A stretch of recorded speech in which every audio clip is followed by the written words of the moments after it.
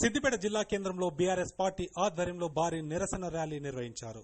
Siddipet MLA camp కార్యాలయం నుండి Ambedkar circle వరకు నల్ల కండువాలు, నల్ల బ్యాడ్జీలు ధరించి బీఆర్ఎస్ నాయకులు నిరసన వ్యక్తం చేశారు. ఎమ్మెల్యే హరీష్ రావుకు వ్యతిరేకంగా ఫ్లెక్సీ ఏర్పాటు చేయడం పట్ల ఆగ్రహం వ్యక్తం చేశారు.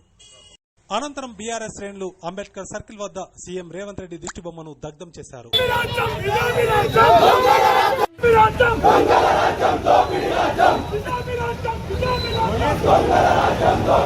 రాజ్యం